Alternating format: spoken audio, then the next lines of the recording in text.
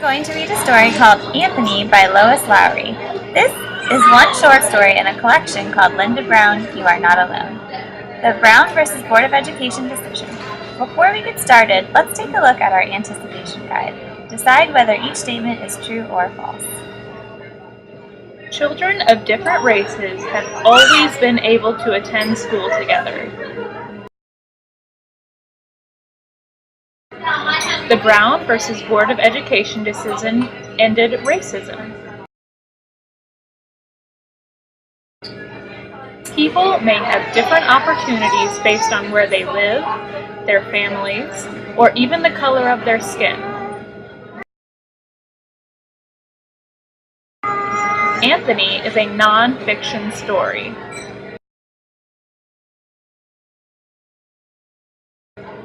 Anthony learns to read after his summer with the Lowry family.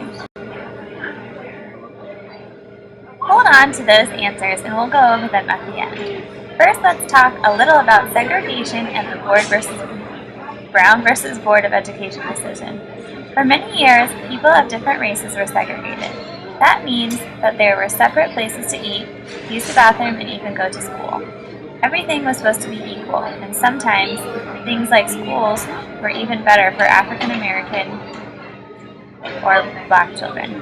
For some children, though, going to school for their race meant going farther away through dangerous neighborhoods. Linda Brown's father wanted her to go to school closer to home, so he went to the courts to help change the laws.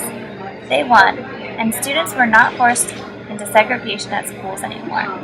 This did not erase racism, where people don't like a group of people just because of the color of their skin or where they come from. But it was one step towards bringing diverse or different people together. You should also know about the Fresh Air Fund. This is a program in which children from the inner city get to spend the summer with a host family in a more rural area. This way, they are able to have new experiences that they may not have in the city, like swimming or riding horses. Anthony is a non-fiction or true story about one of these fresh air children. Some key vocabulary you will want to watch out for are thundering, niche, scowling, and mandate.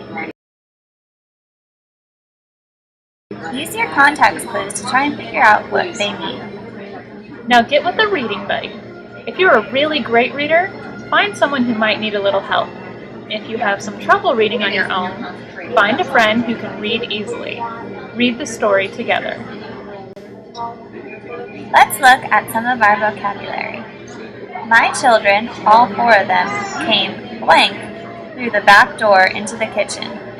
The word used was thundering. This means they came in loudly. They may have been running, stomping, or pushing their way in. Our next sentence is, whoever arrived on that bus would find a blank somewhere in our family. The word is niche. This means the child would find a place where he belonged, a spot to have fun or become a part of the family. Our next sentence is, we'll find something fun to do while they go to swim lessons, I told him, but he ignored me and disappeared blank into the bathroom. The word is scowling. Anthony went scowling into the bathroom. He was mad or angry. He may have been crying, frowning, or even yelling because he was unhappy. You may scowl if something doesn't go your way. Finally, the court couldn't blank caring classrooms or fine teachers with a reverence for literacy. The word here is mandate. This is to make or force someone to do something, to choose someone else's path for them or order them around. Now let's use a semantic map to analyze the key traits of Anthony and Ben. Anthony cannot read, he's Black, he lives in the Bronx in a housing project, he learns to swim and his mother does not read. How does he compare to Ben, who is the same age as him? Ben can read, he is white, and he lives in a single-family home in Maine. He also learns to swim. His mother reads to him every night. How do you think these similarities and differences affected them as they grew up?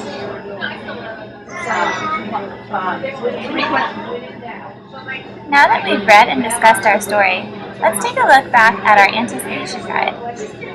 Number 1. Children of different races have always been able to attend school together. This question is false. For many years, children were segregated based on the color of their skin. Number 2. The Brown versus Board of Education decision ended racism. This is also false. Brown versus Board of Education ended segregation in schools, but racism still occurs today, unfortunately. Question 3. People may have different opportunities based on where they live, their families, or even the color of their skin. This is true. Even today, people may get to do different things because of where they live or their families. You may experience this if you move from one country to another for better opportunities for your family. Number 4. Anthony is a non-fiction story. This is true. As we discussed, this is a true story about a little boy. Question 5. Anthony learns to read after his summer with the Lowry family. This is false. Anthony continues to hope that his teachers will help him learn to read each year in school. However, he comes back every summer not knowing how to read. Let's finish up with a writing activity. Imagine Anthony is now in the 8th grade like you.